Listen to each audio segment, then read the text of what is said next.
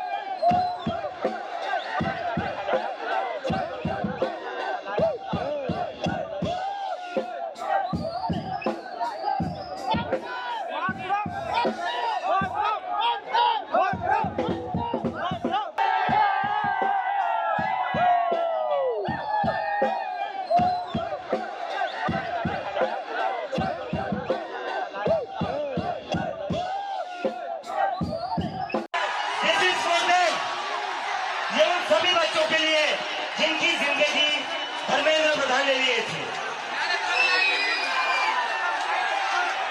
प्रदीप मेघवाल, ऋतिक मिश्रा, सिद्धार्थ हेगड़े, भाग्यश्री, अंशिका पांडे, उमेश माली, रेणु मीणा, रिया कुमारी थापा, शिवानी यादव, अनु गिर्रा, ताहान पटेल, आकांक्षा चतुर्वेदी, रीमा बेगम, मैथिली अशोक सोनवणे, अवंतिका मोरिया, जतिन कुमार, गोपिका, शेख सना, वेत्तियानंदम, ये वो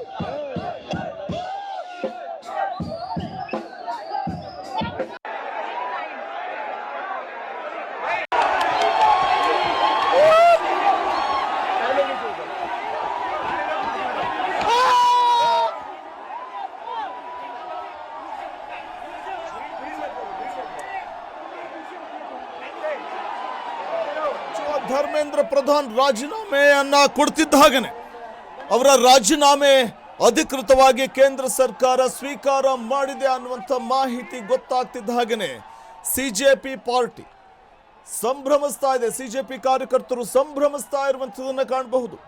ಸುಮಾರು 20,000 ಸಿಜೆಪಿಯ ಈ ಒಂದು ಹೋರಾಟದಲ್ಲಿ ಭಾಗಿಯಾಗಿದ್ದಂಥವ್ರು, ಅದರಲ್ಲಿ ಸ್ಟೂಡೆಂಟ್ಗಳಿದ್ದಾರೆ, ಪೋಷಕರುಗಳು, ಪೇರೆಂಟ್ಸ್ಗಳಿದ್ದಾರೆ.